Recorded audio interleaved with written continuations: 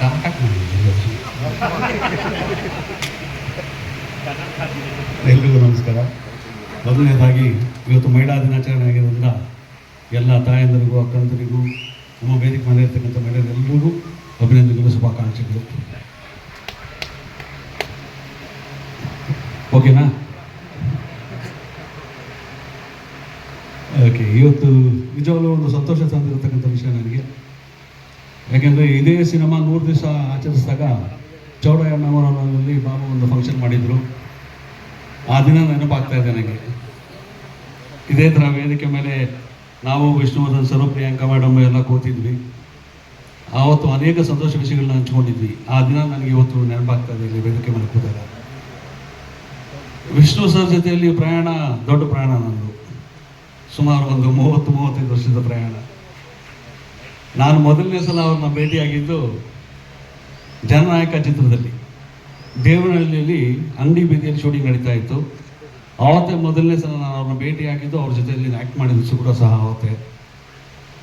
ಆವತ್ತು ಶುರುವಾಗಿದ್ದ ಪಯಣ ಹಾಗೆ ಸಹ ಕಲಾವಿದನಾಗಿ ಅವ್ರ ಜೊತೆಯಲ್ಲಿ ನೆಗೆಟಿವ್ ಕ್ಯಾರೆಕ್ಟರ್ಗಳು ಮಾಡ್ತಾ, ಪ್ಯಾರಲಲ್ ಹೀರೋ ಆಗಿ ಮಾಡ್ತಾ, ಎಲ್ಲ ಥರದ ಪಾತ್ರಗಳು ಮಾಡಿಕೊಂಡು ಅವರು ತಮ್ಮನಾಗಿ ಪಾತ್ರಗಳು ಮಾಡಿ ಎಲ್ಲ ಥರದ ಪಾತ್ರಗಳನ್ನ ಮಾಡಿ 30 ವರ್ಷ ಜೀವನ ಸಾಗಿಸಿದ್ದೀವಿ. ಅವರಿಂದ ಕಲ್ತಿದ್ದು ಬಹಳಷ್ಟು ಇದೆ.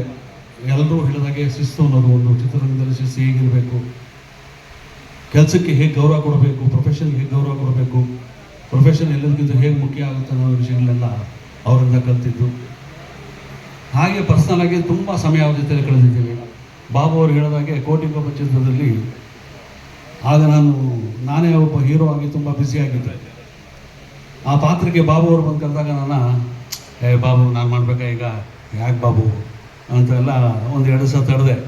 ಆಮೇಲೆ ಬಾಬು ಬಂದು ವಿಷ್ಣು ಸರ್ ಹೇಳ್ತಿದ್ದಾರೆ, ದೇವರೇ ಇರಬೇಕು ನನ್ನ ಜೊತೆಯಲ್ಲಿ ಬಾಂಬೆಯಲ್ಲಿ, ಅದೇನು ಮಾಡ್ತೀನಿ ನಿಂಗೆ ಗೊತ್ತಿಲ್ಲ, ಅದು ಸೂರಪ್ಪ, ಅದು ಸೂರಪ್ಪ, ಅದು ನೀವು ತಡೆದಿದ್ದು ಸೂರಪ್ಪ ಪಿಕ್ಚರ್ಗೆ ಮಾತು ಮಾತಾಡಲಿಲ್ಲ. ಒಂದು ಜ್ಞಾಪಿಸ್ಬಿಡ್ತೀನಿ. ಸೂರಪ್ಪ ಸಿನಿಮಾದಲ್ಲಿ ದೇವರಾಜ್ ಸರ್ಗೆ ನಾವು ಚರಣ್ ರಾಜ್ ಅವರ ಪಾತ್ರನ ಮಾಡಬೇಕು ಅಂತೇಳಿ ತೊಗೊಂಡೋಗಿ ಕ್ಯಾಸೆಟ್ ಕೊಟ್ಟಿದ್ದೆ. ಕ್ಯಾಸೆಟ್ ನೋಡ್ಬಿಟ್ಟು ನೆಕ್ಸ್ಟ್ ಡೇ ಬೆಳಿಗ್ಗೆ ಫೋನ್ ಮಾಡಿ ಬರ್ತೀಯಮ್ಮ ನಿನ್ನ ಮನೆಗೆ ಅಂದರು. ಹೋದೆ. ಗಣೇಶ್ ದಯವಿಟ್ಟು ಇದನ್ನು ಕೇಳಿಸ್ಕೊಡಿ, ಸೂರಪ್ಪ ಸಿನಿಮಾದು. ಮಾರನೇ ದಿನ ನನ್ನ ಮನೆಗೆ ಕರೆದ್ರು. ಅಲ್ಲಮ್ಮ ನೀನು ನನ್ನನ್ನು ಏನು ಅಂದ್ಕೊಂಡಿದ್ದೆ ಅಂದರು. ಯಾಕೆ ಸರ್ ಅಂತಂದೆ. ವಿಷ್ಣು ಸ್ಟಾರ್ ಸ್ಟ್ಯಾಚ್ಯೂನ ನಾನು ಹೋಗಿ ಹೊಡೆಯೋದಂತೆ, ಹೊಡೆದ್ಬಿಟ್ಟು ನನಗೆ ಥಿಯೇಟ್ರಲ್ಲಿರೋರೆಲ್ಲ ನನ್ನ ಬೈಯೋದಂತೆ. ಇದು ಬೇಕಮ್ಮ ನನಗೆ, ಯಾವುದೇ ಕಾರಣಕ್ಕೂ ನೀನು ದಯವಿಟ್ಟು ಈ ಪಾತ್ರನ ನಾನು ಮಾಡೋಲ್ಲ ಅಂತೇಳಿ ವಿಷ್ಣು ಸಾರ್ ಮೊಬೈಲ್ನ 1 ವಾರ ಅವಾಯ್ಡ್ ಮಾಡೋದು. ಆಮೇಲೆ ನಾನು ಹೇಳ್ಬಿಟ್ಟೆ. ಅದಕ್ಕೆ ವಿಷ್ಣು ಸಾರ್ಗೆ ಇವರೇ ಫೋನ್ ಮಾಡಿ, ಸರ್ ನೀವು ಏನು ಪಾತ್ರ ಕೊಟ್ಟು ನಾನು ಮಾಡ್ತೀನಿ, ನಿಮ್ಮ ಸ್ಟ್ಯಾಚ್ಯೂನ ಹೊಡೆದು ಥಿಯೇಟ್ರಲ್ಲಿ ಬೇರೆಯವ್ರನ್ನೆಲ್ಲ ಕರೀತಾರೆ ಸರ್, ಬೇಡ ಸರ್ ಅಂತೇಳಿ ಆ ಪಿಕ್ಚರಲ್ಲಿ ತಪ್ಪಿಸ್ಕೊಂಡ್ರು. ಆದರೆ ನೆಕ್ಸ್ಟ್ ಇಮಿಡಿಯೇಟಾಗಿ ಕೋಟಿಗೊಬ್ಬ ಸಿನಿಮಾದಲ್ಲಿ ಏನೋ ಮಾತಾಡದೆ ಬಾಂಬೆಗೆ ಬಂದು ಆ ಪಾತ್ರನ ಮಾಡಿಕೊಟ್ರು. ಅದು ಅವ್ರ ಬಗ್ಗೆ ಇದ್ದಂಥ ಒಂದು ಪ್ರೀತಿ, ಒಂದು ಗೌರವ, ಅದರಿಂದ ಆ ರೀತಿ ಪಾತ್ರ ಮಾಡೋದಕ್ಕೆ ನಾನು ಒಪ್ಕೊಂಡಿರಲಿಲ್ಲ. ಅವರು ಮೊದಲು ಒಬ್ಬ ಸೀನಿಯರ್ ಹೀರೋ, ಸೂಪರ್ ಸ್ಟಾರ್ ಆಗಿದ್ದಾಗ ನಾನು ಅವ್ರ ಜೊತೆಯಲ್ಲಿ ಒಬ್ಬ ವಿಲನ ಕೆಲಸ ಮಾಡ್ತಿದ್ದಾಗ ಮೆಲ್ಲಿಗೆ ಪರಿಚಯ ಆಗಿ ಸ್ನೇಹ ಬೆಳೀತು. ಆ ಸ್ನೇಹ ಎಷ್ಟು ಮಟ್ಟಿಗೆ ಹೋಯ್ತು ಅಂದರೆ, ಅವರಿಗೆ ನಾನು ಇಡೀ ಚಿತ್ರರಂಗದ ಪ್ರಯಾಣದಲ್ಲಿ ನನಗೆ ಒಬ್ಬ ದೊಡ್ಡಣ್ಣನ ಥರನೇ ಇದ್ದರು. ಅವರು ಅಷ್ಟೇ ಪ್ರೀತಿಯಿಂದ ನೋಡ್ಕೋತಾ ಇದ್ರು. ನಾವೆಲ್ಲರೂ ಒಟ್ಟಿಗೆ ಒಂದು 2-3 ವರ್ಷ ಕಾಲ ಕಲಾವಿದರ ಸಂಘದ ಕಮಿಟಿಯಲ್ಲಿದ್ವಿ. ವಿಷ್ಣು ಸರ್ ಅವರು ಅಧ್ಯಕ್ಷರಾಗಿದ್ದರು, ನಾನು ಸೆಕ್ರೆಟರಿ ಆಗಿದ್ದೆ.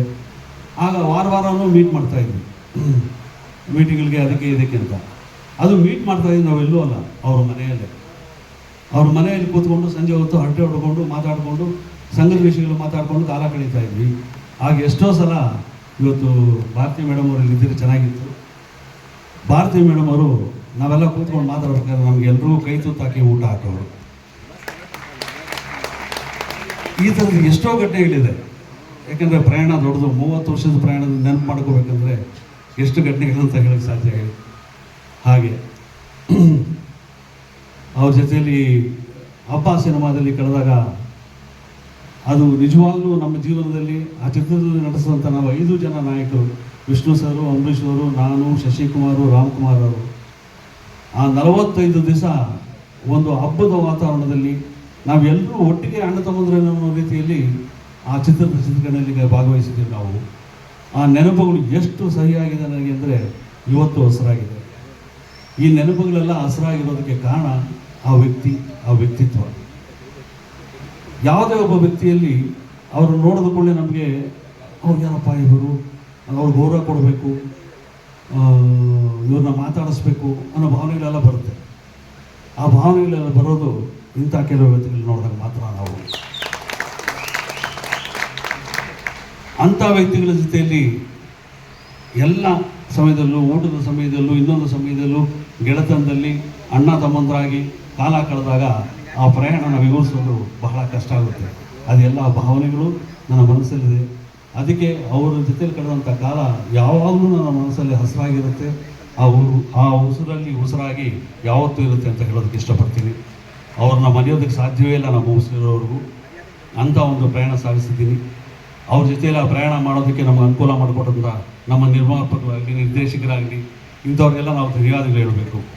ಅಂಥ ಕಲಾವಿದರಲ್ಲಿ ನಮ್ಮ ಕೆಲಸ ಮಾಡೋದಕ್ಕೆ ಅವಕಾಶ ಮಾಡಿಕೊಟ್ಟಿದ್ದಕ್ಕೆ, ಅದೆಲ್ಲ ಮಾಡಿ ಆ ಪ್ರಯಾಣ ಮಾಡಿದ್ದಕ್ಕೆ ಇವತ್ತು ನಿಮ್ಮ ಮುಂದೆ ನಿಂತಿದ್ದೀನಿ. ನಿಮ್ಮ ಮುಂದೆ ನಿಂತು ನಿಮಗೆ ಧನ್ಯವಾದಗಳು ಹೇಳ್ತೀನಿ. ನಿಮ್ಮ ಅಭಿಮಾನಕ್ಕೆ, ಪ್ರೀತಿಗೆ ಸದಾ ಹೀಗೆ ಇರಲಿ ಅಂತ ಕೇಳಿಕೊಂಡು ನಾನು ಮಾತು ಮುಗಿಸ್ತೀನಿ. ಇನ್ನು ಉಪೇಂದ್ರ ಅವರು, ಗಣೇಶ್ ಅವರಿದ್ದಾರೆ, ಅವರೆಲ್ಲ ಭಾಳ ಸ್ವಾರಸ್ಯವಾಗಿ ಮಾತಾಡ್ತಾರೆ. ಅವರ ಮಾತನ್ನು ಕೇಳಿ.